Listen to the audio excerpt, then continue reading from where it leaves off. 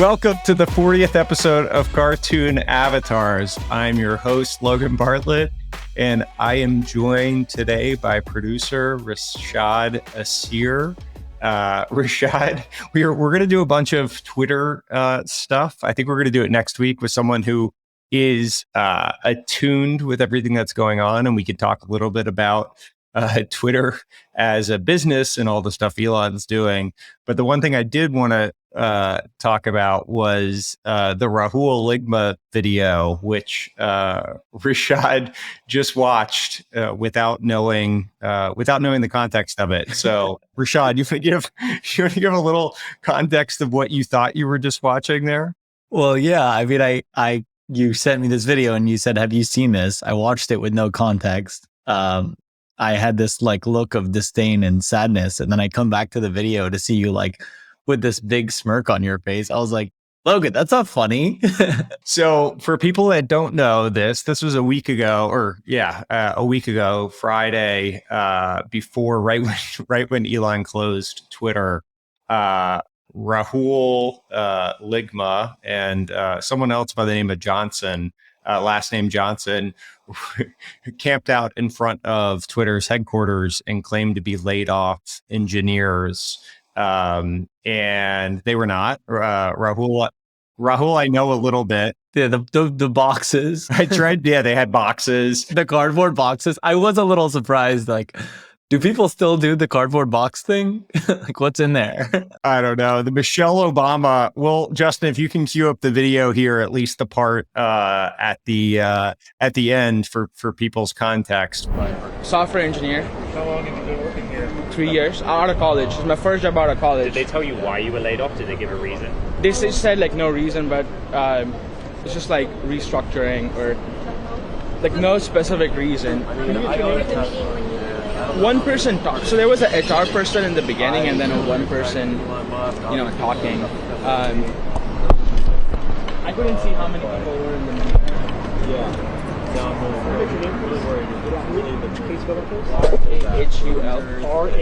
Rahul. Yeah. What's your last name? Ligma. So that was run by a bunch of news organizations that didn't do any real fact checking on it. And I was trying to get Rahul, who I know a little bit, to come on to the podcast. I tried to get him to come on and talk about what all went on. I did get a statement from Rahul Ligma himself. He said, "I appreciate the offer, but I decided to turn down all podcast and YouTube conversations. I think it adds more mystique to the plot." So yeah, I don't know how he thought of this or what actually transpired, but pretty incredible. Sounds like he's got more tricks up his sleeves. Yeah, exactly. A king troll getting people to fall for this, but holding up the Michelle Obama book was all time. So yeah, I didn't totally get that reference when he was I was trying to empathize with the guy. This was back when I thought he had just lost his job and was going to be, completely laid off. And he was like, Michelle Obama would not have happened if Elon was running. I was like, what? It's also when he says, "I'm a big fan of clean energy, climate change, and even free speech too." He's a big fan of climate change and even free speech. So really just good stuff. No one was harmed in doing that, other than a few reporters that looked a little ridiculous. But maybe my favorite of all the news is that has come out of Twitter in the last He hasn't week. actually gone through with layoffs. No. Right. And we could talk about all those machinations in detail, but it seems like they're kind of talking about 50% ish layoffs, which will be, the whole thing's interesting, right? It's people are going to lose their jobs, which is obviously sad, right? Or unfortunate here, but it's definitely an interesting case study. And so one person running a business and trying to change a culture and all of that stuff at once. So yeah, I imagine this will be fodder. We're probably going to need to be experts in the going on Twitter just to figure out everything that's happened on a daily basis. But we should give a quick plug as well. Rashad, you launched a podcast yourself this last week, right? Yeah, I joined the tribe. Is there like a secret meeting I get to go to now, or we talk about? No. People just assume that you have. Everyone has podcasts these days, so people just assume it. Yeah, I mean, it's been fun. I've gotten to talk to some cool people. I kind of just sprung that on you, by the way, and the look of fear. You're like, I don't want to talk about it. You're like, I do. How real I want to get. I mean, I will say the one thing. It's a ton of work. Like, you don't have to say that just for my benefit. Just so many little things in the titles and the descriptions and like these last minute things. I think we had a couple like, okay, we're going to go live on this day. And then there's like 10 new things that come up that you don't even think about. But yeah. Yeah. People think podcasting is all like sex, drugs, and rock and roll. Right. And it turns out like there's some hard work behind it too, right? Yeah. It's been fun though. Well, so tell people what it is, where they can find it, all that. Yeah. So the show's called No Agenda. And the idea was to have people on and come basically center each episode around a skill, a creative skill in most cases that the guest is passionate about, that they can teach. So that it's not just me, interviewing people, but rather giving them a platform to teach things that are interesting to me and hopefully to listeners. And so I've had some cool people on so far, ranging from sort of like comedians to podcasters to I had this guy named Chris Lauder on. He's a hospitality specialist. He's helped open up some of the best like Four Seasons in Seoul, Korea, or Nomad Hotels. He ran the bars there for like 5 years in New York City. And so he's got all this awesome experience running hotels. And he talks a little bit about restaurant building and things like that. And it's also people that have a passion and a skill for content creation, because that's kind of like my world. So that's really the intersection, or the types of guests I'm going after, is people that are sort of at the intersection of business and like using content in a cool way to scale their business, to promote their business, things like that. And you're doing it similar to this. You're doing video and audio as well and all that. Yeah. So I guess Spotify's no longer in beta with their program. We were able to just launch with video, which is great. I launched it from my studio / apartment, which if you've seen any of the videos will look familiar. Yeah, it's been fun. Good. All right. Well, episode, I guess you'll have your first 2 episodes out by the time this publishes, right? Yeah. Check them out. Yeah. Subscribe and like, follow, all that, which I realize also here, I don't plug that enough. It seems to be something that's important, telling people to like and subscribe and share and review and all that. So I'll give a quick plug here. I realize I've sort of stopped asking for things, but that helps. Yeah. I'm told it helps in rankings and views and all that. So yeah, people, I obviously do this for all the, the fame and celebrity and all that good stuff that comes out of this. But it would be nice if more people continue to find it, we continue to grow, all that good stuff. So there's my quick plug for it.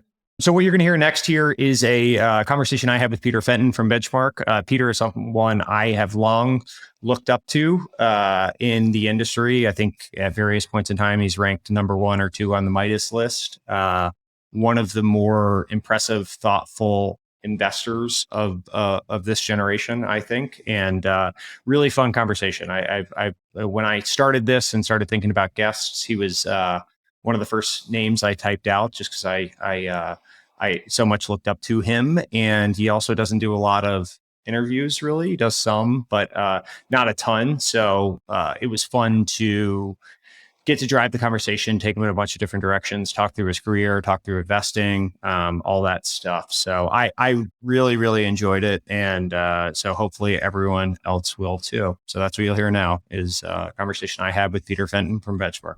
Peter, thanks for doing this. It's a pleasure to be here. I'm excited. We're in how new is this office?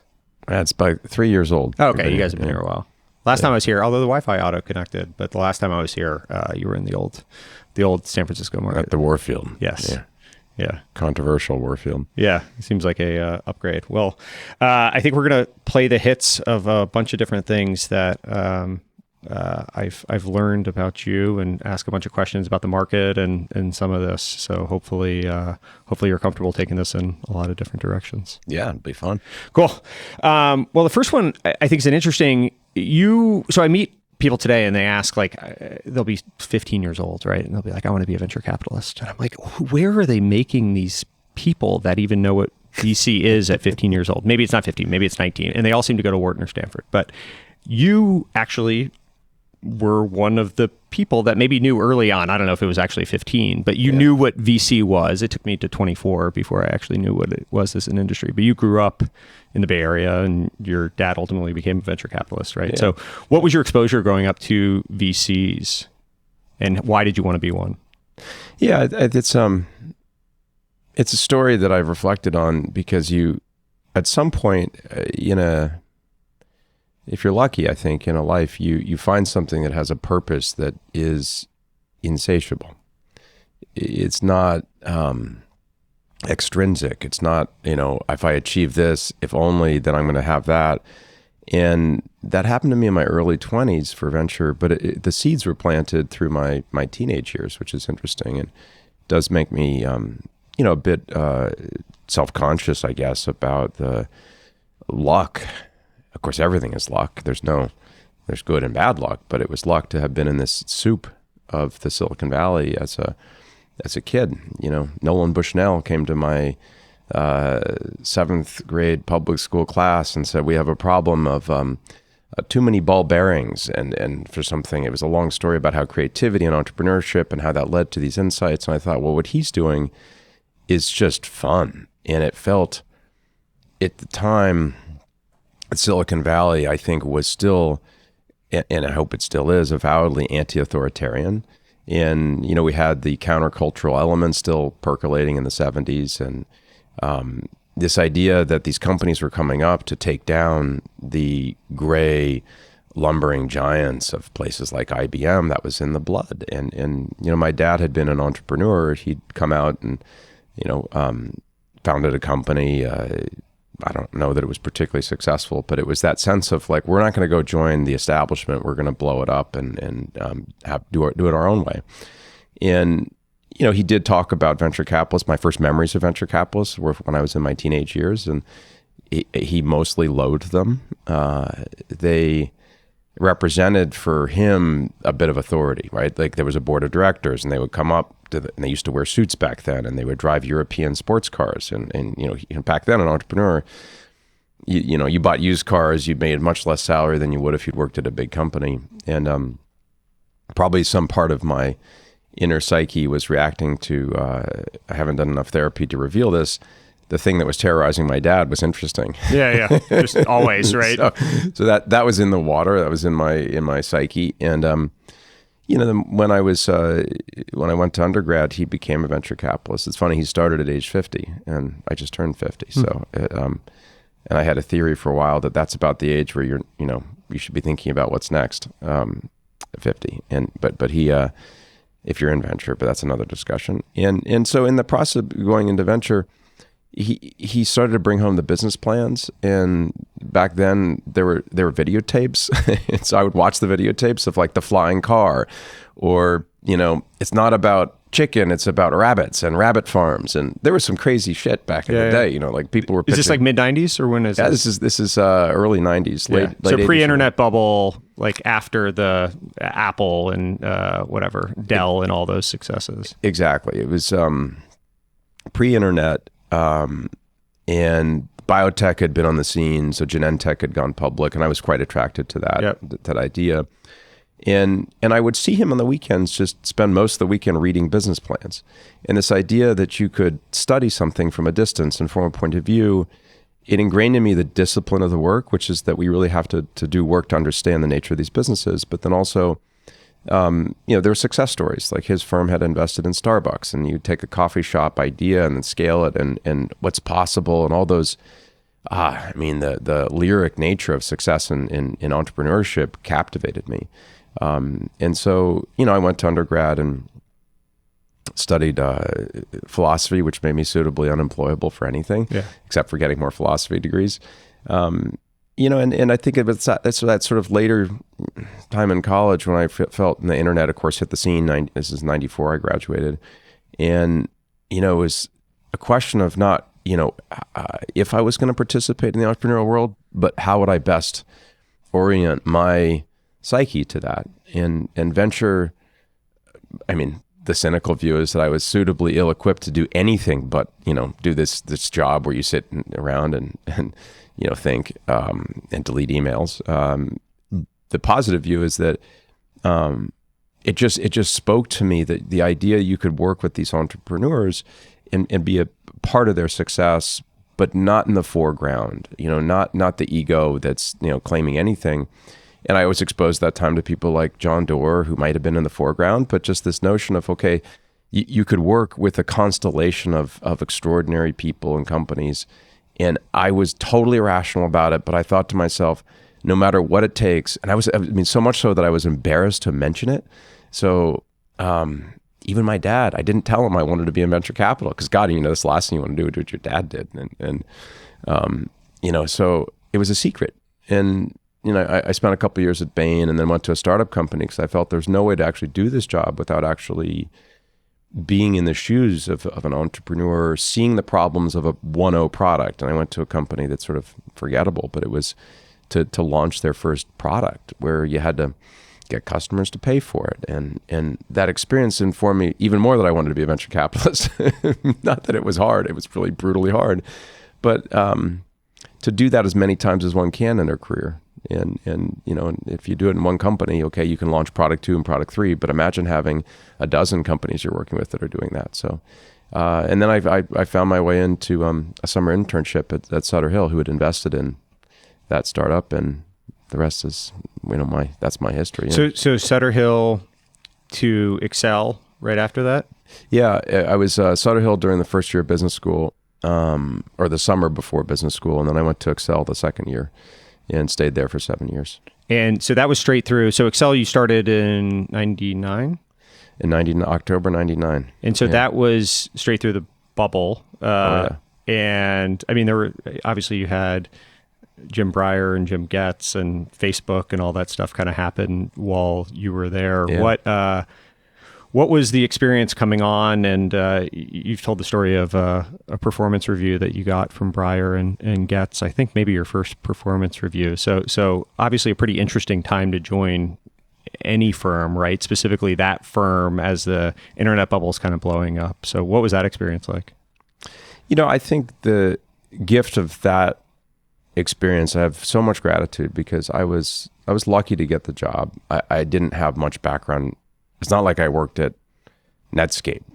I was at a company called Virage, but I knew Teresa, who worked with me at Bain, and she advocated for me, and I have eternal gratitude for. You go back to your career, and there's these people that take a leap of faith on you, and at the time, you think they don't really know me because if they did, they wouldn't be doing this, and at least I thought that way. And you have a measure of, okay, I want to not prove them wrong, and so I had a lot of insecurity. Arguably everyone does, but it was, mostly a version of like, let's try and not get fired because I so badly want this job. And, I worked 100 hours a week, did everything I could, took too many meetings. And, the shaping environment of Excel and from 99 to 2006 when I left was defined in my memory as mentorship in venture, which is odd because it isn't really, people say it's an apprenticeship business, but how does that play out? And if you go in with the mindset that I'm being apprenticed, I'm the young grasshopper, I think you learn bad habits because you learn how to be a mini me. And Excel was, I think, good in saying everyone here is sort of, they didn't treat me like a mini this or mini that. They said, okay, Jim, the first meeting I had with him in October of 99, I was still in business school. He says, if you do 2 or 3 investments when you're in school before you graduate in June, that's about the pace we would expect. You don't have to be at full throttle. I left thinking, I'm going to probably be fired before December, because how do I invest? I'm in school. But it was, Excel had a lot of, investment acumen in the sense that the firm was very attenuated to having a thesis. And they like to quote Louis Pasteur, "The chance prefers a prepared mind." And I got that discipline. I got the sense of, okay, so much of what we do in the venture business feels random.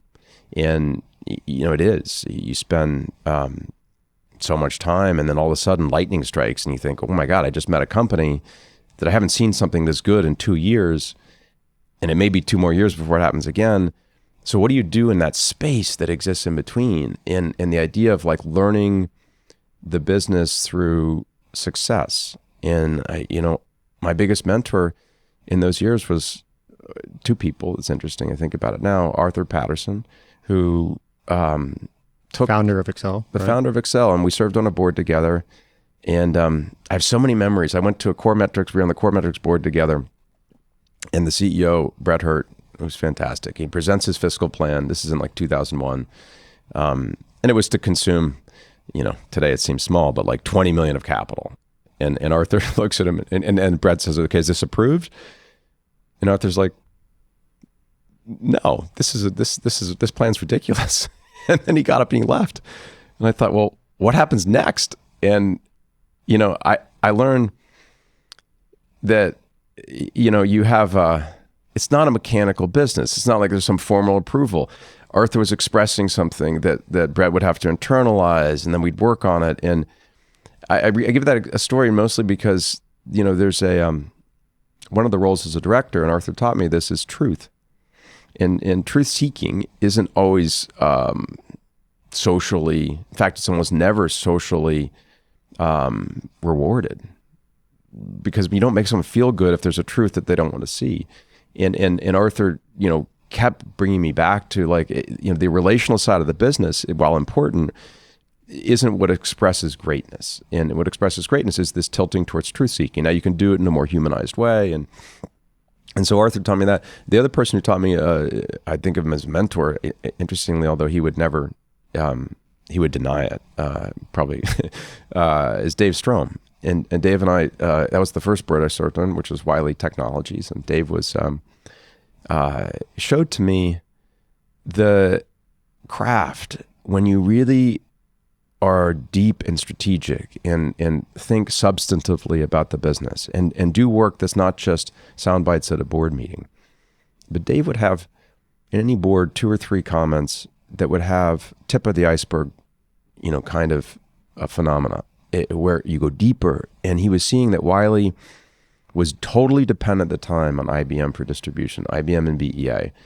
And he could visualize the sockets that were needed to protect that distribution that they had to block, and the actions and the product strategy that would reinforce that business model, and the telemetry that someone could see. I'm like, this to me was a form of not just like a science of sort of an art of how to make that point, but the science of the underlying structure of the software industry.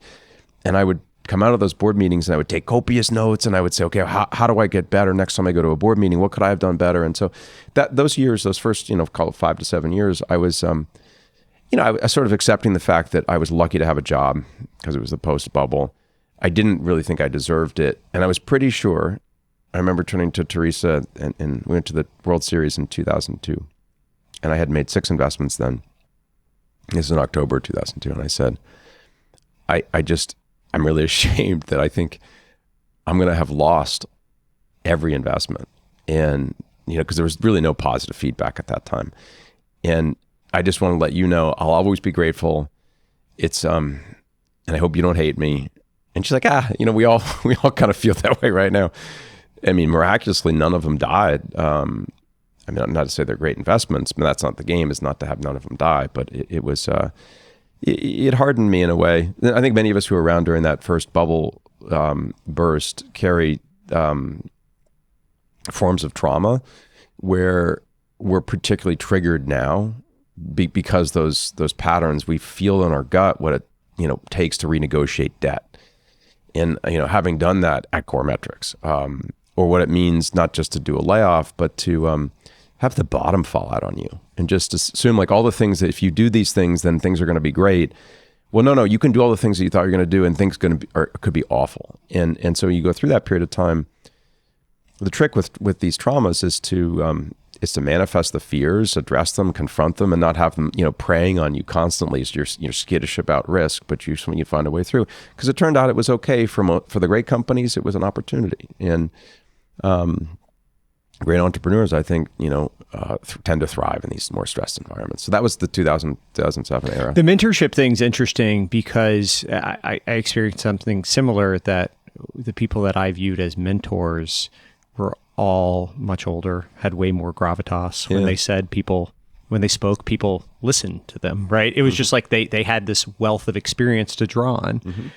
And I couldn't do that as a 30-something, the heft of my words didn't carry a boardroom, right? Yeah. But you end up stealing little aspects from people or learning like that from people. And he'll be embarrassed that I give him credit for this, but your partner, Eric, we had Amplitude together, and like seeing how he works, you internalize little bits of that, right? And how he operates with entrepreneurs. And there's been a handful of those people that like, you just kind of steal little stylistic things that they do, and then make it true to yourself. So it sounds like getting all that board exposure from great people was super helpful for all that for you. Yeah, I mean, it's an interesting thing, which particularly people coming into the business, that I had this insecurity of why would anyone want to work with me? And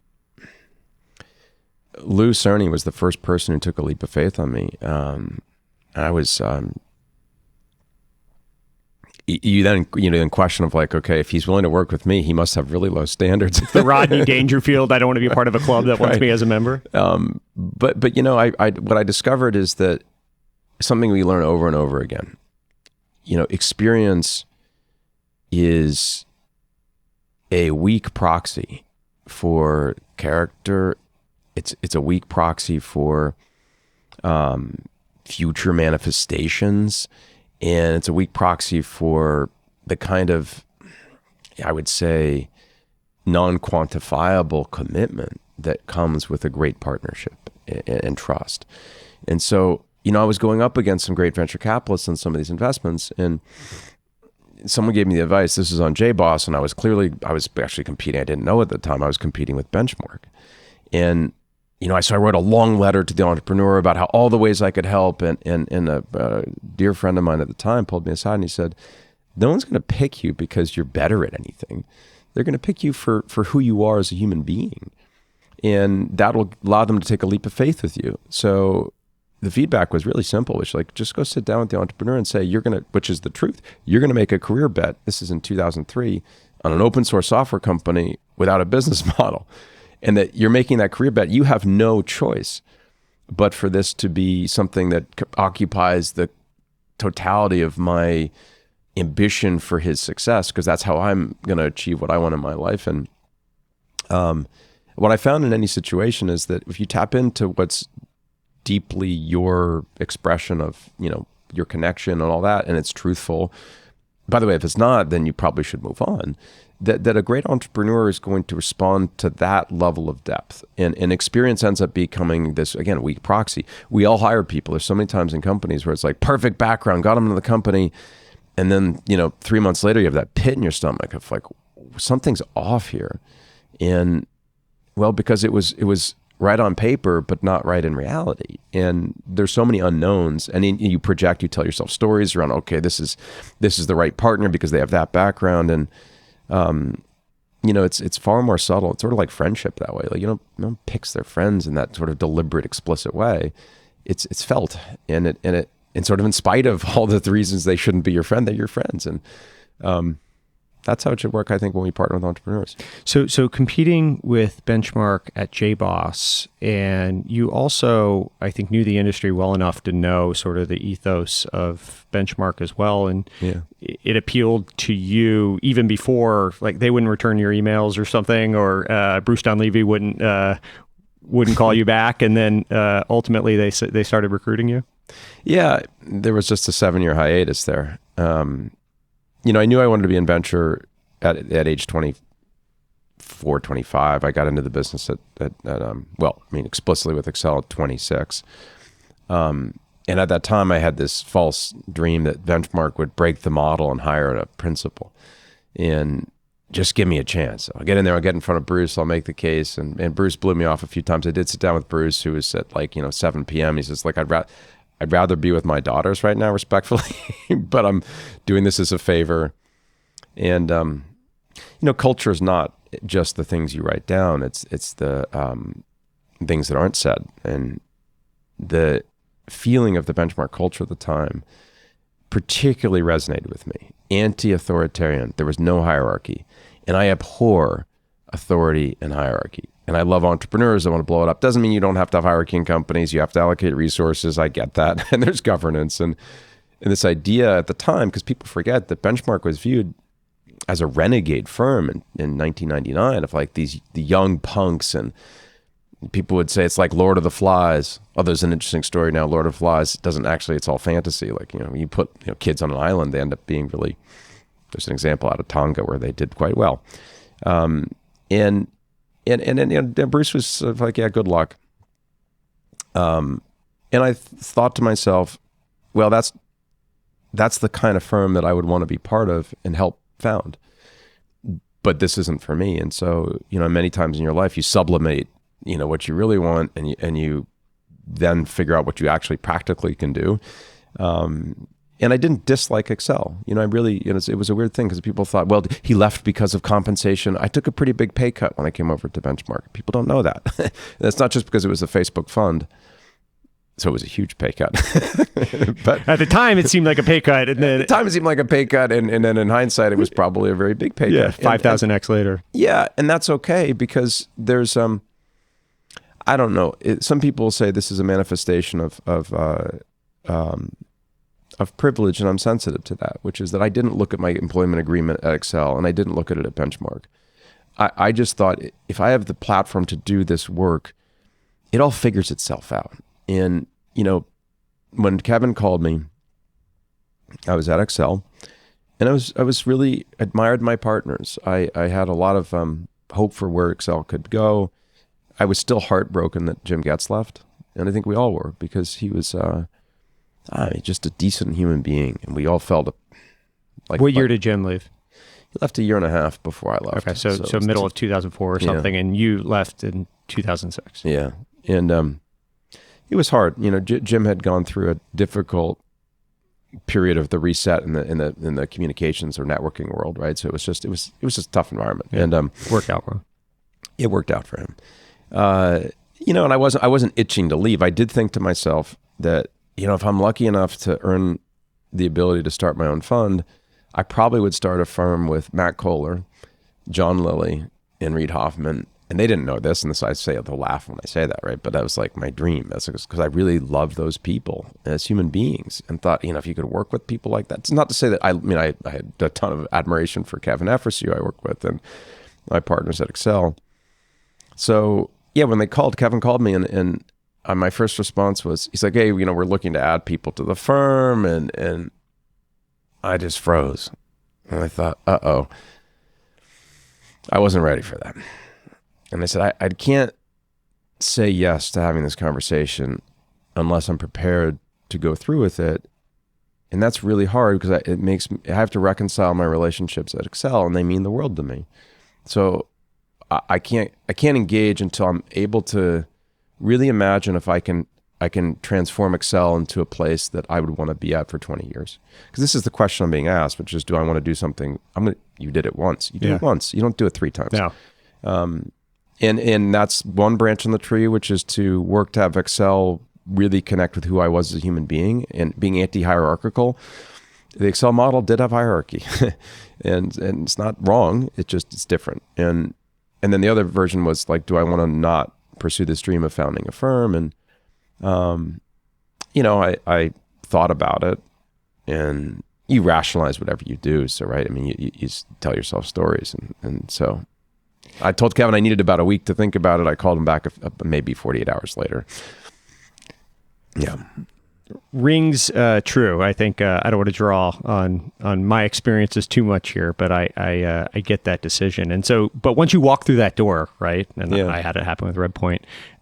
You have this experience that you built your career around to date, and then you walk in to Benchmark, and there's not the 9 a.m.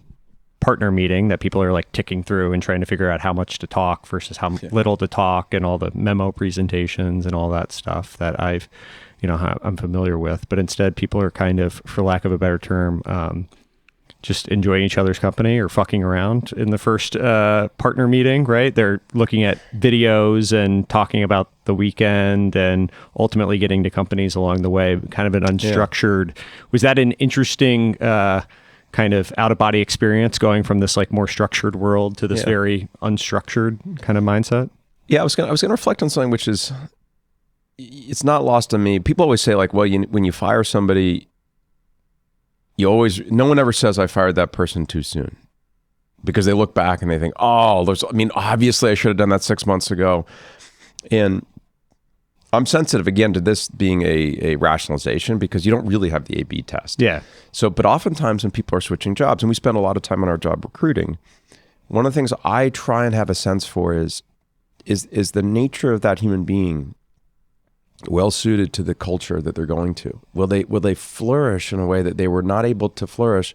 And you don't see that typically in an environment, because we get into a company, maybe Gen Xers do this more than than a more conscious generation. But you just say, okay, I got to do my job, and who am I to? Okay, at the margin, I'll challenge the culture and all that, but let me first earn the right to do that.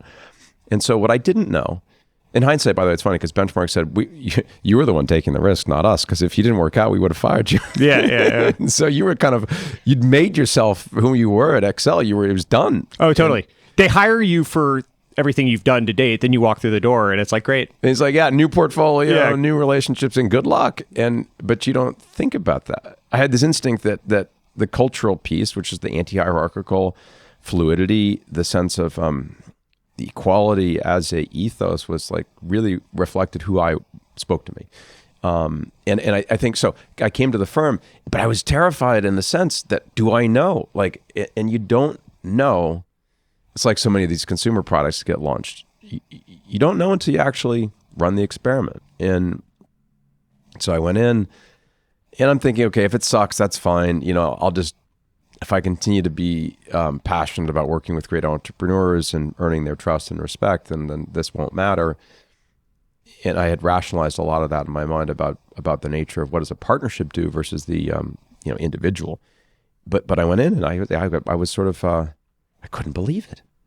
Like, people are just having a fluid, natural, honest conversation. Now, it was around stupid things, interesting things, but it was you could literally breathe, and from the difference of what. And I'm not saying the other models are wrong, where there's a felt insecurity in the conversation of, I am a level below, I'm working my way up, I'm going to earn the, or I'm more senior and I have to justify my existence, was just gone. And you could have taken the same human beings that I was working with and put them into that structure, and I think the same thing would have happened.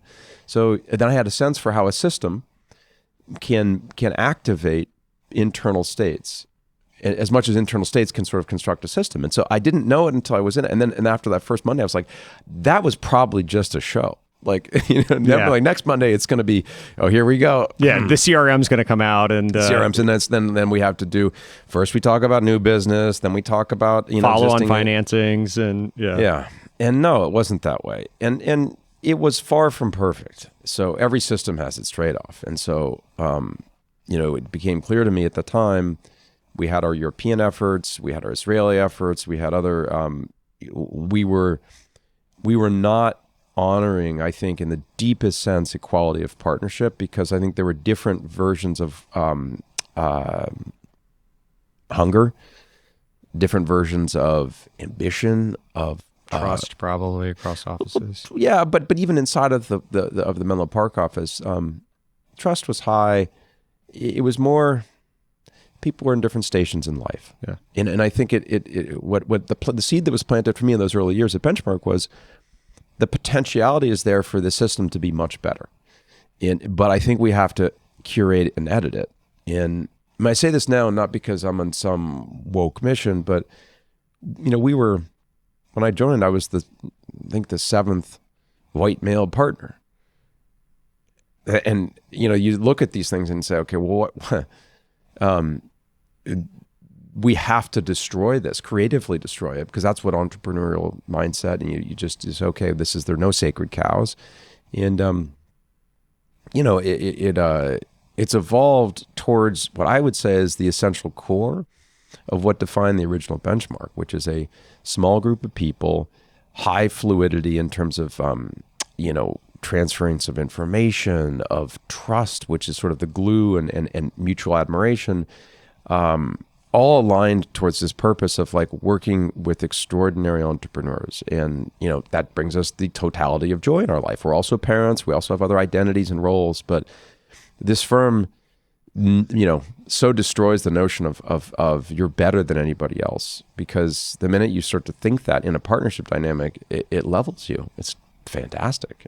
What about just now there's actually a book about venture capital, Power Law, that Sebastian Malloy or whatever did. And piecing together all these things was something of an academic exercise I enjoyed, of trying to learn the history of how venture capital came to be. But one of the things, there's a Excel chapter in there, and it talks about the prepared mind ethos, the Louis Pasteur's quote. And I've heard you say that, I don't know who it was, when you walked in, said, don't bring any of that prepared mind bullshit here or something. I don't know who to attribute that quote to, but a little bit of stylistic rewiring, not just like the structure in the meetings and the trust and all that, but there was definitely, it sounds like there was definitely a, hey, we can, and for people that don't know, like the prepared mind is, hey, we're going to go really deep into these domains, and we're going to figure out all the different companies in these different sectors. And when Facebook comes across the plate or whatever it is, we will have studied every single social network and know what to look for in that, versus looking for when lightning strikes, right? Or when there's something special there. Did you always gravitate a little bit more to the lightning striking element of it? Or was that something you had to learn from your partners to look for, rather than, hey, I'm going to go do a thesis deep dive diligence thing? Yeah, it's funny. It's one of those questions that sometimes it's better to ask others about your internal, perspectives, because when it's your perspective, it's the water you're swimming in, so you don't really know. Eric said something to me the other week that really stuck with me. And he said, if you're investing in a company because of its business model, I'm not so sure I should trust your instincts. If you're investing because of the people, I think we should invest. And there's other partners where he would flip that, where if it's investing because of the people, then probably not that person, that partner. So in a firm dynamic, what you find is there's different, you have different unique, ideally, perspectives and abilities to see things that are very clear and true to you that aren't obvious to others. I'm not drawn to crystal ball work. I get excited about vision, and when people come to me and say, okay, here's the way this goes, you get, oh yeah, you can see in its radical potential, and I respond to it. But I'm also suspicious when it becomes this sort of promotional thing. And I think I think I share this to a degree with someone like Paul Graham, although I wouldn't compare myself to him. When he's doing 42 Y Combinator interviews in one day, he's looking for this aspect of authenticity. And this is a big word that got overused in the 60s as some sort of, ether. But the authentic is, to me, what you'd find in a great poem. And even though a great poem may take structural similarities to other great poems, in fact, it does, it's a unique contribution to reality. And you see the world differently after having read a good poem. It's the Proust comment about it changes your eyes. And so I think when I think about our role, everyone's different. If I see an entrepreneur that does that to me, and it does seem like a great poem and it blows you away, that can happen in like 3 minutes, it could happen in an hour. But I don't look for great poems by saying poems should be written about the twilight, with the ocean, and have symbolic reference to the fact that we're conscious beings, and so we can't imagine the world without consciousness. No, like you read the poem and think, that's a great fucking poem. And so I come back to what my own sort of investment style probably evolved from a truth that I would encourage everyone who listens to this to follow, which is there are parts of what activate you uniquely where you completely lose your sense of self, where you fall in and you aren't trying to do something for making money or winning a deal or all that. You're just swept off your feet. And we're all different. And when I get swept off my feet, it's that sensation of with a poet of a business. And yeah, it tends to be stitched into business models. And if there's a network effect, all the better. But I'm principally relating to a human being. And that's what compels me. And that's what motivates me. And I can't do that with slide decks. I can't do that with abstractions as much as I can do it in the real life, and then how do you modulate that?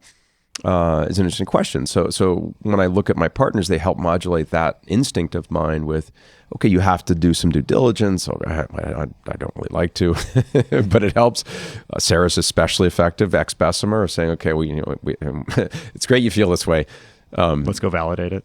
Let's check our assumptions here. Yeah. And by the way, she does it in such a delightful way. I don't have this gift, but when she's checking the assumptions, invariably the entrepreneur feels better about themselves and their business because she's asked the questions. And you're going in eyes wide open to the opportunity. Yeah, exactly. And you have the beginnings of what happens in terms of a great partnership, which is that we should be elevating consciousness for the entrepreneurs we work with around the stuff that really matters. And we shouldn't be elevating it for the stuff that doesn't matter. And that's one of the arts of venture. I think you get better at that. But I want to contrast that to the prepared mind approach, which has a role to play. The prepared mind, in a sense, is reacting to a different aspect of where opportunities come from. Preconditions. If you look at the great things that have happened in venture, there's a set of preconditions, a little bit like adaptation. Like people don't just start with a wing. It wasn't like all of a sudden insects could fly. There were preconditions. There were little stubs that came off of amphibians or fish. Or of course, we all came from fish. But if they didn't have the little stub, it wouldn't then compound towards a wing. So there's these preconditions. And so having a mobile phone penetration at 20% with GPS is a precondition for Uber, for Instagram. I think today the blockchain is a precondition for a set of things that will blow us away. So the prepared mind let's be vulnerable to areas where there's no incumbent because there's high disruption force, to me is an interesting, depending on the fissile material of the mind's preparation. If my prepared mind work, and I remember trying to do this on storage, right? Storage is a big industry and lots of problems. And I did my prepared mind work, and I met these amazing people. John Cosgrove, who would then go on to found Pure Storage, when he was still at Veritas. And I thought, okay, this is one way to do it. And credit to Mike Spicer, who went and didn't just meet him. He worked with him at Veritas, but then had the instinct to sort of see the flash storage opportunity and nucleate that and all that. It's deeply rewarding. And I've done that in different forms. I've worked with founding entrepreneurs like Rob Bearden at what became Cloudera. But there is something about lightning strikes. This is a fact which we all sort of try to suppress. For sure, consumer, the big winners took off before they had venture money. And that really weighed on me. And it's like, okay, well, we didn't. And Amazon, right? Apple, Microsoft, Google, Facebook. I'd like to say we saw it before it was obvious. It was profoundly obvious in the Series A investment in 2005, in March of 2005. There were questions about some aspects of it, but you had you couldn't have imagined stronger cohorts. It was just jaw-dropping. And so if that's consumer, it's really challenging to crystal ball your way into. I think social needs something that does something like, no, you're going to want to meet an entrepreneur that provides poetry and then hope that moves you. And but in other segments of venture, I think for sure in life sciences, and you have to have more of a crystal ball. So it's interesting because you bring up, you were in the pitch, the Series A for Facebook, right, at Excel, and then obviously Evan Spiegel at Snapchat, and Travis and Lou with New Relic, and then Jake Krebs at Confluent, like all these different types of businesses. Do you think about the characteristics? What is the unifying characteristic that you've seen successful founders across B2B and consumer have? And then it sounds like maybe there's some differences that Mark can fall asleep or maybe barely stay awake in the Facebook Series A pitch meeting, and you give him a little bit more latitude versus, Travis at Uber in consumer versus B2B. Like, what are the differences between the two? Well, I think there's a common feeling of rapture. And I don't know what the full preconditions are of creating that feeling or state. But in a firm where you have, particularly our model, where you have 5 partners that are literally in rapture, and it's a divine experience. I don't want to glorify it past its sort of, okay, it's a startup and you're putting money in and it's a pitch. But you get the sense in these common threads of you're not looking at your device, you're at the edge of your seat. And what evokes that is an interesting question. And I think one of the aspects that evokes that is seeing a reality that when it's explained to you and expressed is gripping. It feels like a secret in a sense, like others haven't seen it. And it's just at the beginning of being manifest. I would say another dimension, this is more elusive than you would think, is a sense of real purpose. Lou's purpose was surprise and delight and joy for a developer. Evan's purpose, I think, was more visceral, which is that there had been this loss of freedom of self-expression. Something had been taken away from us in the way that the social media world had evolved. And we couldn't communicate with our friends without fear of like the part of your brain that learns at about age 6 or 7 you could be rejected. And he wanted to give that back to people. And so that's like, wow. And that's the rapture, but it's also purpose that's activating it. The entrepreneur themselves, and by the way, you felt that in Mark's case, it was, I remember that pitch, not as Mark being sleepy, of just, it's like shivering because you think, oh, wow, like this is such a powerful force of being able to bring people in on an online community or whatever at the time, the Facebook. And it's like one of those things, and you pay at the pump for the first time. Of course, everyone laughs now because they use NFT. But these moments like Uber, when you first got your first Uber, that you can't unsee that. And then your mind starts to race and think, okay, what's possible here? Now, some products you like Kafka for J. Krebs, we can't really relate to like, maybe if we're developers, but the rapture's there, as is the sense of like, purpose. And the other thing I would say, and is a common thread, is, you can get in your head very quickly in this business, right? You can start to tell yourself, well, this checks this box. It's the right space. It's that. I think it's always useful to say, what is there some part of me that would quit what I'm doing right now to go work with this person? And if the answer is no, you probably shouldn't invest because you're going to be a terrible recruiter. So doesn't mean that it won't be a successful company, but I think there's a lot of things I haven't done or I didn't do where I would say I didn't feel that way. And I just sort of knew the business would be successful, but it didn't activate that in me. And so I'm not going to be the best partner. And we have a business that's not a monopoly. You don't have to do everything. You have to do things that you uniquely are passionate about. And I think as an entrepreneur picking an investor, you should feel that electricity, that this person would maybe even quit their job to work with me. I mean, Sarah did that at Pinterest. That's the bar. And so in those meetings, I think of those great entrepreneurs, again, it's probably hindsight bias. Perhaps a more interesting question is, did I ever not feel that way and we invested and we look back and we have some interesting stories. There's WeWork, there's others. And yeah, I mean, that's why you have a partnership. You have different points of view. How do you think about like what can go right versus what can go wrong, right? Inherently, there's this fooled by randomness aspect that you don't want to get caught in the hindsight bias, to use your term. And so, but you also want to take the right level of risk that these, whatever, if you get an Uber, it can make up for a lot of other sins. When you're evaluating something, what time horizon are you actually thinking about? Like, are you actually thinking 10 years in the future, what it could be like if this actually manifests itself? Or are you thinking, hey, in 3 years, can they actually get this product live? Do you use an infrastructure example or something? Yeah, it's cliche now to say this, that we overestimate what we can do in a year and underestimate what we can do in 10 years. But, there is this thing you have to teach yourself because it's not instinctive, and it's certainly something that we weren't wired up with statistical minds, and so our perception tends to be of the present.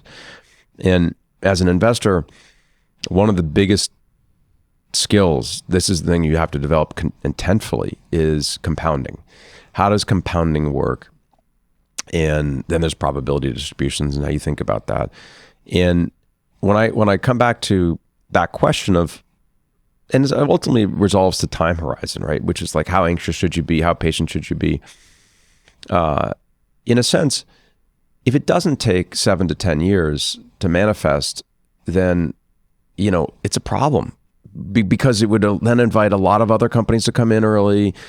It doesn't allow for that sort of natural expression. And many of the challenges we have, ironically, are with companies that have childhood actor syndrome, where boom, it happened, and there you are, and everyone sort of declared victory before they've really built a company. Came easy early on. We had this at Docker. We had it at Twitter. And these are two, tough experiences for me, because in both cases, I think you have companies that have the genotype of $100 billion economic value, maybe $1 trillion. That's their genotype. And their phenotype was a fraction of that. So you take that very personally and think, okay, well, what have I done? And in some cases, there are bad behaviors that try to prematurely optimize, jack revenue quickly. At Docker, we did that. We got too much revenue of the wrong kind too quickly. And at Twitter, we had other problems. But the point I'm making is that if you can have this hinge, and in a way, I actually think it's a little bit like the sympathetic and the parasympathetic nervous systems. There needs to be this hinge between the long-term, if we do the right things, it all takes care of itself. And then the short-term focus, maybe it's left brain, right brain. I don't know, you can pick any analogy you want. So what I get worried about when I hear in companies like, we're long-term focused, so our numbers suck. It's like, you don't get that luxury. And, we just, juiced our quarter. Isn't it great what we did? I'm like, nobody cares. By the way, and I have a company right now I'm dealing with this. They had an extraordinary fiscal year. I'm like, congratulations, you just raised the bar, which is great, but it's terrifying, because if you want to continue to grow at 75%. So of the balancing act, the hinge, the dance that you get involved with, which I think is challenging to sustain for 10 years, is to bite off enough that you can chew while having in the background the most absurdly radical ambition. And you doing those two things together is really hard. Yeah. And I found entrepreneurs that focus on the background ambition at the expense of the short term lose their teams, and oftentimes their investor support. And the people that are hyper focused on the short term lose the purpose.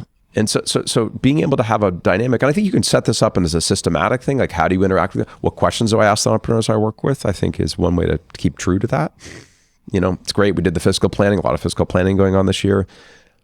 When you look back in 3 years, what do you wish you would have done this year? Oh, that's a different frame, and it gets you out of the, but you need to be balancing those two systems. And if you don't, then I think you end up with the common pathologies. Typically, if it's ambition focused, you can, or ambition centric, at times you can lose focus. And when it's, yeah. Do you think in probabilities when making investments? Because ultimately there's only one outcome, right? And theoretically there's an infinite number of potential outcomes, but there's going to be one. And that you can build the model, right? I'm sure you've thought about this. But ultimately there'll only be one. I have so much respect and admiration for Jeremy Levine. And I talked to him about an investment we're in together, and he says, "Well, we like when we build the models, we weight here's the wild ass case, it's going to really work. Here's the wildest negative case. And then we look at each, we assign a probability." I'm like, 10% chance it's 10 billion. That's an amazing way to think about it. Yeah. It blends out to the cost that we should pay $400. For sure. You back solve. And I thought, it is an amazing way to think about it. And it is completely inconsistent with the way I think about it. Yeah. And so it's comforting in some ways. You can look at the inputs and I mean, it was only a 10% chance it worked anyway. It's especially comforting when you have partners that are breathing down your neck and saying like, how crazy is this? And you're like, well, I understand, but here's the way of framing it. And I think it can be helpful. I don't think of the world that way. The way I come at it is actually very, in a way, relational, which is we end up running into more problems, believe it or not, when founders lose their energy, their passion, their motivation. And if I feel like that won't be satiated at the first wave of success, that it goes so deep that they're going to, because that's when you get to the outer, realms of probabilistic success, there's a human side to it, which is the person both didn't sell their company, but pushed to expand the possibilities to get there. And that's a human question. So my experience of it comes very much down to that centered human connection to say, this is not, you could say this cynically and say this is a function of, is the insecurity of the founder something that can grow and become weaponized? I'd like to think of it more as the joy of the founder. And it's like, is it insatiable? Does it, or does it like end when they can have their private jet, their 5 vacation homes, and other things you do with the manifestation of wealth? And it's an interesting phenomenon. If you just think about it like psychographically, which is how does success shape and contour the individual? That's how I think about it. And so when I'm asking questions of an entrepreneur in these meetings, it's like, what can I imagine happens to them when it all washes over them? Take Toby as an example at Shopify. And I had the opportunity, regrettably, to do the Series A, which now would have been called pre-seed. Yeah. But the first investment, the second, the third, and I didn't do it 100% like proof that I shouldn't even be in this chair in this business, and yet somehow I still I think you have other examples, but yeah, maybe. It's so humbling because Toby said something to me. It's like us as a partnership, because we thought you had a $200 billion market cap. It's like, yeah, but I built the $200 million market cap out of a $2 trillion opportunity. And I sort of think of it that way, which is like, I've built a little venture career out of something that was and I'm lucky to be able to continue to do it. Not knowing at that time that a German, expat in Canada, entrepreneur building white label e-commerce, like what would success look like? And it's been our biggest risk out of the Silicon Valley has been the background conditions that people feel. Pattern matching. Yeah, what they like here, a lot of people want to be bigger than Google. And maybe they want to be, their purpose has no limit. And that's a better way of saying it. Yeah.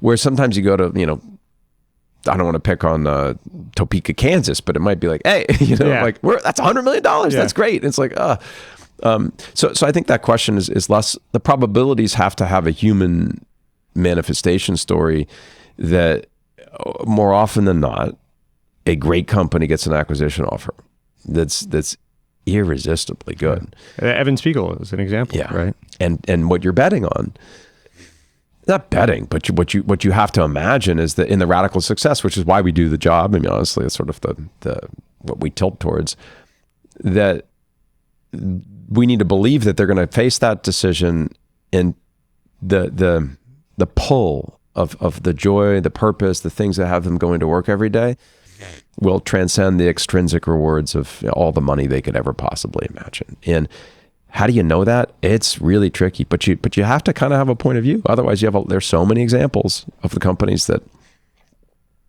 faced that choice and they sold.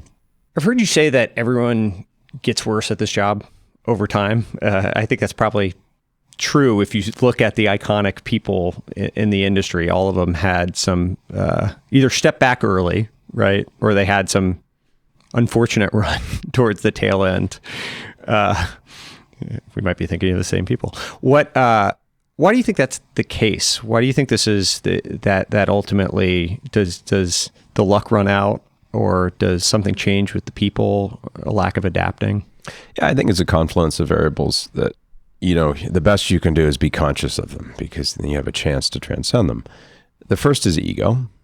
And, the great next company is likely to be started by somebody that's totally unknown.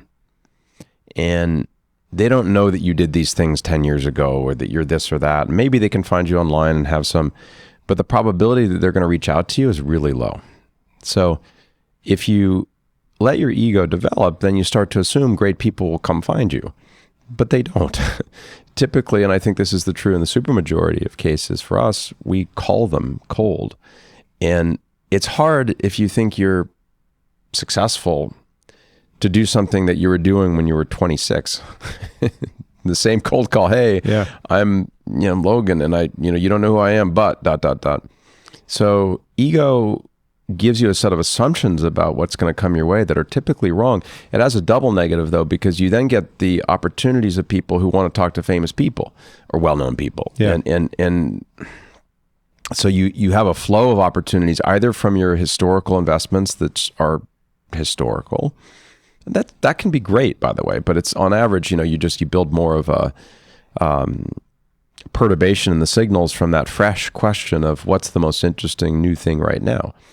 And so the trappings of success, and ego is a facet of that, the aging of the network, and I think there are other pathologies that people experience, and one of them is just the nature of wealth and how that tends to impact. It happens with entrepreneurs too, the hours in the day. So you look at the map, the 24 hours that you spend when you're at the beginning of your venture career versus the middle versus the end, and there's a pretty profound shift for many people. One of the things I always struggle with, is making enough time to go find that next great young entrepreneur. I'm on 12 boards, so I still do it. And I have to rely more on the instincts now that I have on the person than I do on due diligence or like meeting all 10 companies that are in this area. And so that puts me at risk. I'm more likely to commit quickly and decisively. And I'm committing for 10 years. And so these are all conflating factors, right? So one other dimension, I think this is the one which you have more control over than you know, is mental agility and freshness. And if you assume that there's a requirement of equality, of curiosity, and you take that as a ground condition of being a benchmark partner, and I certainly do, then I have to be just as wildly curious as I was when I was 26 or 32 or 42. And I find that for some people that ages and it fatigues, and they get a little bit more, well, let me tell you about my, and you sit in a board meeting, you get to hear about, I've been doing this for X number of years, and you're like, I want to be part of the team that destroys that generation. So in a sense, I want to destroy my prior self through the creative process, the curious process of discovering what's violent and new and interesting. I'll give a good example of that. For a long time, AI was not a good place to invest. And in fact, a honeypot for a particularly bad kind of investor that didn't understand that economic value is not created in science per se. It's created in the construct of a company and a product, and value capture and value creation aren't the same thing. And if you wanted to make money in ML, you needed to build the vertical product. And so ML was sort of the icing on the cake. And if you just look at the icing, you wouldn't see the cake. That's shifting quickly. And the perturbations, the violence, and the pace of movement in ML and AI requires you to come at it fresh, as if you'd never been an investor, and say, okay, imagine this thing's happening where we're able to look at a whole ecosystem being lit up, where historically you would have been killed if you went and invested in it. Now it may be the thing to be investing in. And so that's hard to let go of. And for a while, I mean, I even go back to the beginning of my venture career, consumer internet was a good way to get out of the venture business if you'd been doing it in 99 and 2000, because most of those companies had failed. But then you wouldn't have done Facebook. And yeah, so these aging aspects, if you're conscious of them, you can undermine them. I think it's not specific to venture. And there are some jobs, though, and I think particularly you look at someone like Stan Druckenmiller, where 30 years of experience makes you a lot better. In venture, I think you have to lay out, it makes you a lot better in some ways, it makes you a lot worse in other ways. And if you're conscious of it, you have a chance to overcome that, I think. It sort of goes back to the what can go. If you're looking at an opportunity and thinking about all the ways people have died along that journey before versus what could go right, right? Seeing all the way through. Shifting gears a little bit. So the benchmark partnership. So you joined in 2006, and now you're the oldest active investor of the current fund. Is that right? That's fair to say. Yeah. So how has obviously the compositions evolved? You're no longer all tall white men, and the ethos and all of those things seem to have stayed consistent in terms of like what you guys want to be doing. How have you thought about building the firm to the point it is today, and hiring in the right set of partners and making sure you all have the trust and the complementary skills and all of that stuff? Yeah, I think it starts with this very basic question. I ask my partners this question all the time, all the time, every few months. We're founding a new firm. Who do we go hire? And that's a very different question than who do we want to add to Benchmark. And so when you think of it from that primitive state of refounding, and I think Benchmark has been founded a few times. I think some companies say this to try and convince people that you don't have to be a founder, you can come be a founder here. I actually think that's true here, because the culture, while it carries that through line of attracting a certain kind of person who wants to be in a non-hierarchical structure, who wants a firm that amplifies their strengths and that buttresses their weaknesses. Like we speak to a certain kind of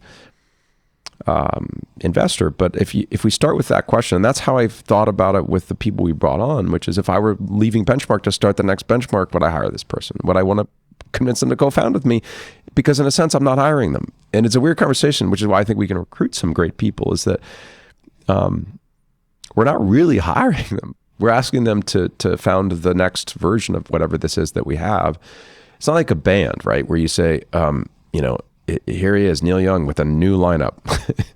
And I think that's kind of fun, because it is a anti-hierarchical, anti-legacy, permanence theory, which is that everything is ephemeral.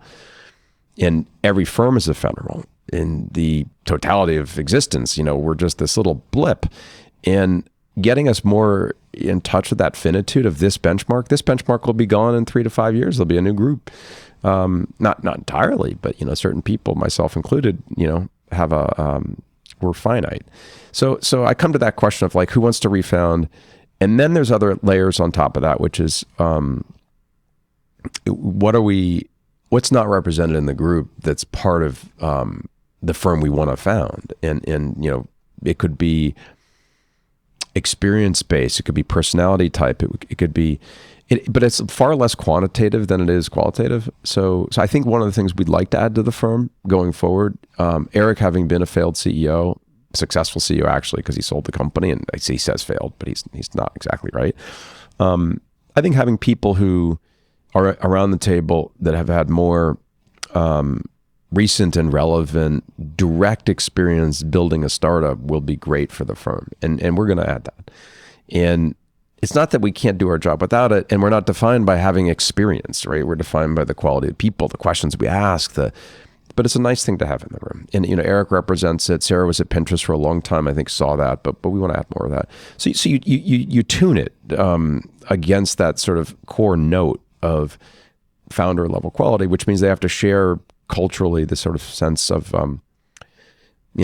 they're serving entrepreneurs. They don't want their name on the website. They don't, seek opportunities for egoic self-expression, because of course you can rationalize it. Well, if you're doing that, it's because you can draw attention to the companies. Yeah, maybe there's always some way to think about everything in a light that's kind to yourself. But that's where we are. And I think, we have an average age right now in the late 30s. It's an interesting thing to think about. If we hadn't done the work of the founders all firing themselves, our average age would be, mid 50s. And actually, it's not true. It would be early 60s, even with the current partners. And so the fact that we continue to rejuvenate and keep it in that essential core is, I think, really, to me, the model propagates that way because it's destroying itself constantly. You just referenced it, but you've also obviated the single biggest tension point at all venture capital firms, which is the firm website. It's perpetually to do a firm website is to hate a firm website, is to need to update a firm website, is to, I hate to let people in on this secret, but if anyone asks you if you work at a VC firm and you get asked to do the firm website, that's a baton death march. And you guys have gotten by. Once upon a time you had a website, right? And was it Matt Kohler that was forced to figure out what the new version of back in the day it was super interactive, right? And maybe I'll share this, it's probably not totally appropriate, but when we launched the new website, which was the No website, there was a dividing line at roughly 40 years old. And I'm overstating this, but it's not exactly wrong. Of the people who called us up and said, your website's broken, to the people who called us up and said, it's just awesome you guys don't have a website. Because now we can go to the Twitter, the LinkedIn, and really... and so, the logic of that is, I think there's a question of, we don't want to be non-transparent. So it's not meant to be some like we're not hiding anything. But it's also, it burdens us in a way to get out there and have our website be the relational reality of Benchmark. The entrepreneurs who say, if you're going to talk to a firm, you got to talk to Benchmark. If you're going to raise money, you owe we would hope that they'd say you owe it to yourself to see if they're a fit. So it in a sense, it sort of challenges us to be more out there and not rely on some artifact that we created that tried to tell a story. And because our telling our story, to me, is not nearly as interesting as allowing that to happen in the natural effervescence of the way life goes down in the networks we work in. Is it always successful? No, there's real trade-offs. I could imagine parts of the website, and we've thought about it. Oh, maybe it's time to go back to be the first firm that relaunches a website. That is, it's a particularly unpleasant task in a firm that doesn't have any hierarchy because, nobody wants that hot potato. It's like why we don't have PR. Yes. Yeah, that I found office space and websites are the two things that if you get involved in those things at venture firms, you're it's a no-win. Now, state of the market today, you've gone through three different cycles, right, of downturns. There was the 01 that we talked about when you were getting going, then the 08, and now this one. What elements of it rhyme with some of these past experiences you've had and seen, and what do you feel like we're in right now that's new and indifferent? Yeah, the part that rhymes, if you want to call it that, is the lived reality of valuation resets. It's been common across these cycle shifts where public markets are wired up to be very nimble and agile in resets. Now they still take 6 months time. Sometimes they take longer. But broadly, we've seen a catastrophic loss of value in the public tech stocks, 80% loss of value. That's not happened in the private sector. How does it happen in the private sector? Slowly. And because so much money got put into the balance sheets of the companies that could raise it in the last 18 months, many of them broadly, in our portfolio and in the ecosystem, that got to higher valuations are buying time. And there's maybe the market will recover by the time we need to get out there again. We'll see. But that reset takes more time in the private market, and it can lead to these weird distortions, of the practical consideration of, is my equity grant real?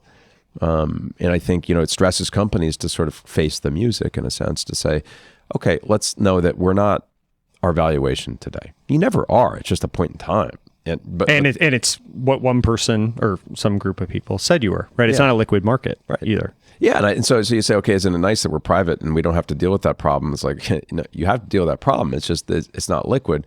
So I think it requires the great companies will come back to that question of, where are we in 5 to 7 years if we manifest our strategy? How do we not let the stress of the financial market wreck that opportunity set? And you're going to see a non-trivial number of companies. My instinct is that this is what rhymes with maybe more like 2000 to 2003, is that, some percent, 25, 50% of the companies are going to severely impair their 5 to 7 year opportunity because of the access to capital problem.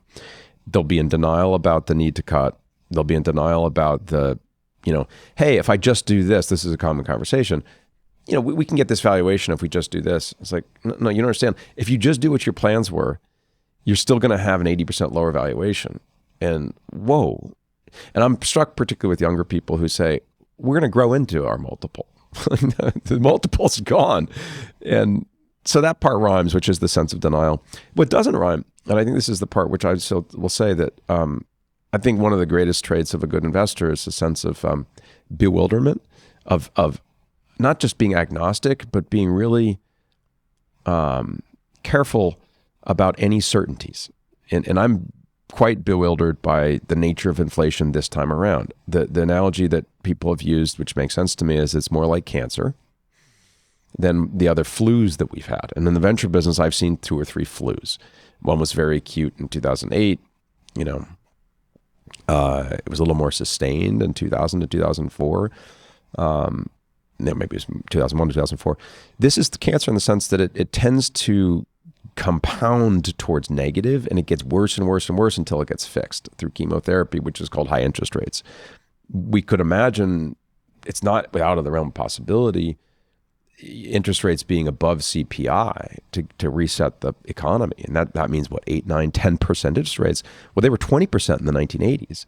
So if we get to that level, I think the question our companies don't really have a point of view about is when the cost of capital goes up 3 to 5x, maybe 10x, is some subsegment of what we're doing no longer economically viable. And that's probably the case if you believe that the inflation remedy is 12, 15% interest rates. We're far away from that. And maybe it can course correct, maybe, but so this is where I think it's really different. And what does that mean practically day to day? It doesn't really impact the Series A business, crazy as it is, because we still look for the same. I say Series A, I'm also putting a lasso around what people call seed today. And pre-seed too. Yeah, and pre-seed and pre-seed. Because those companies are not going to be exposed to the stresses of the cost of capital at this scale until 5 to 7 years down the road, at which point there'll be some new reality, among other reasons. And from the investor side, if it works, maybe the pricing changes the difference between an 1,000x and a 500x or something. Right. But yeah, it'll be good. The terminal value will it may be different, but the nature of the alchemy of venture is all intact. I'm in the process right now of working with a former entrepreneur, and we're starting a company. He's starting it, and and it feels like a great time to be starting a company. I would be careful. You're going to get term sheets right now. Oh no, it's just got 3x the markup, 5x. The markup. Yeah, I mean it's don't tell him because we're negotiating price. Oh yeah. Yeah. Anyway, we'll let you get this signed before we release the episode. Indeed. So that's the hard part, and I think this is the human story that I don't know how you can sever your emotional attenuation to the suffering that real people go through during a period like this. I mean, it's sort of one thing to say, face the music, and you guys are all sinners in the hand of an angry God. It's another to say, oh man, it's going to suck for a lot of people. And I think what I've tried to invest in more in now with the founders I'm lucky enough to work with is building their emotional capabilities to deal with this, because it is really vicious and hard. And there was a lot of stress during COVID and from the CEO role. It's so lonely. And then a number of the issues that they had to not be silent on, the issues that our society has systemically. This is a different, more exhausting phenomenon. I'm more worried about how that may take somebody who's the next Toby and cripple them in some fundamental ways from being their full potential. So being a resource for our founders to not just, shame them into this is, brutal times, but how do we help you get through this so that you're stronger through it? And that's really, I think, a unique role we can play, because we're in the sense, like as a founder, we have an unconditional commitment to the business. I mean, in theory, until we sell the stock when it's public, but whereas employees are, regrettably in some cases, you make them conditional, but we can be there through this. And I think give them some sense of continuity and ballast. And that's when it's hardest for us to do our job, but we have to do it. That's on the startup side, which I like that you answered that, very founder centric. What do you think about on the VC side? We've seen these cycles that corporate capital comes in and crossover funds come in and, whatever, different pockets of big money come in. How do you think that sort of fleshes out? Yeah, I mean, I put jealousy and Schadenfreude up there as probably the worst human vices. And they tend to lead to cruelty, which is the worst human vice from my vantage point. So, yeah, it is going to be very challenging for anybody that has high exposure for the last 3 years to get back to even. And it may take a very long time. And what does that mean to those funds and their access to capital? Right now, there's still this weird reality distortion, right? Because the marked values don't reflect if everyone had to raise money tomorrow, what's the real value? Yeah. And if you told all of them, guess what, your portfolio's down, indexed to what the public market's down, I think that the LPs would be quite surprised. Not that they don't know that instinctively, and they're all trying to do the right thing and stay true to but how does that impact the capital long term? I think you have the same basic phenomenon, which is that private venture investing doesn't outperform the NASDAQ. And that is a bitter pill that people have to swallow. Now there's the tautological statement that the top 10% of the funds okay, and if you're 10% this time, you have a higher probability being top 10% next time. And there's some really good studies on that of persistence in the asset class. Yeah, I mean it's I remember doing references on Jeremy Levine, and people would say, well, we're not sure if we should commit to Bessemer because of he's just new. And it's like, you don't understand. This is the person you want to back. Yeah. He's just at the beginning of a 20-year run. And the people you're getting assurances from who've had a good 20-year run, they're the people you should take your money away from. And like, oh, no, that's not how it works. I'm like, it's like science. If you're more likely to get a grant if you have warmed over mediocrity in the bureaucracy of modern science than if you're the young 22-year-old punk who has a radical idea. It is an interesting phenomenon that you raise money in the venture asset class over what you've done, but you make money off of what you will do. And those two things, I mean, they can be congruous, but often are very not, right? For all the reasons we talked about earlier. There are compounding effects of success in every business. There are also, in this particular line of business, compounding negative effects of success as you accumulate the trappings of success. And so, yeah, I mean, most LPs, I get it. They want to feel safe. They want it because they're being entrusted to make this decision, either for their family or for their family office or for philanthropy. And if they say, well, no, this person seems great. And it's like, that doesn't sound as smart as like, look at his track record. But I didn't find a good time to work in Mark Fleury asking a customer to suck his dick. So I've heard you say Robert Sapolsky has been a mentor, friend, someone that you look up to in your career. Obviously a different, I mean, maybe for people listening that don't know, like what about him do you admire, and how has that actually internalized itself in your job or in your life? Like what elements of that have you internalized? Yeah, by way of background, Robert Sapolsky is a professor at Stanford of neuroscience. He teaches a few classes. Some of them you can see online. And I don't know that I would say he's a mentor other than a hugely influential thought impact on, or cognitive impact on my life. And I think this in the category of someone like William James, who's in our midst, who's saying things that are going to be remembered in 100 years and that, really can shape your understanding of reality. And it's not a TED Talk kind of thing. It's a volume of work that if you get to know the human being, you realize he makes you more human.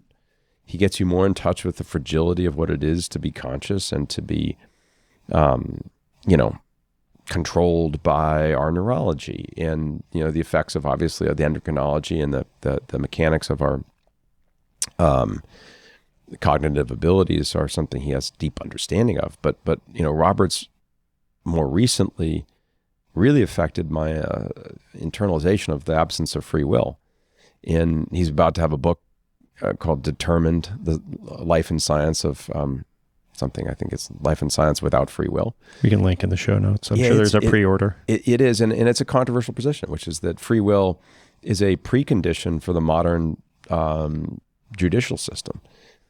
How do you punish someone if they didn't have free will? And if you assume that they didn't have free will, then you get out of this notion of retributive justice and you move to just, restorative justice. But why is that relevant in the venture business, in my life and all this? Because, Roberts has this humanizing effect to recognize a bunch of things that relate to station in life. It's just luck. So I'd say one of these things is when you give up the notion of free will, you give up the notion that you were successful because you don't really exist. If you sort of, it's not just meant to be some, Zen comment, but you start to think about and take an ethical, I think, relationship to systematic phenomenon that preconditions exist that you can infect, that will show up in someone's character, someone's.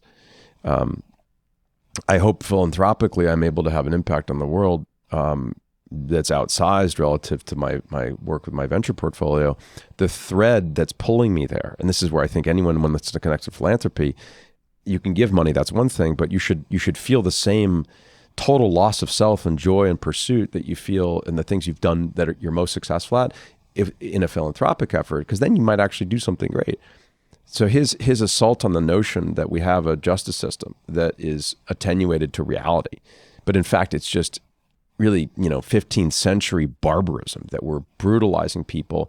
You take this solitary confinement as a punishment for people in prison, and we know that tachykynin, which is there's 3 or 4 versions of it in the brain, right, that get released in social isolation that activate aggression in the worst of human behavior. And we're amplifying that in the people who are the most vulnerable. So I think, Robert, my guess is that if we had this podcast in 10 years, that his influence in my life will have set a trajectory. And I urge people to read his work. His last book, Behave, the best book I've read of his was, Why Zebras Don't Get Ulcers and How We Kill Ourselves with Our Stress Responses. And this is a living giant amongst our time. So, listen to his podcast, and I think people get swept off their feet when they hear a person like this talk. So that's great. Yeah. That's a very heightened state for us to end. I had 2 final questions. One was a portfolio company telling someone a customer to suck their dick, in that one. And there were 2 choices. We'll have to leave that for the next time we do this. That was a much more elevated way for us to end this discussion. So that is true. I invested after I knew he did that. It worked out for you. Yeah, it did. It was the start of a chain of investments. Yeah, your whole open source thesis or whatever, investments all trace back to an SMD CEO saying that. So. That's incredible. Yeah. Well, thanks, Peter. Thank you.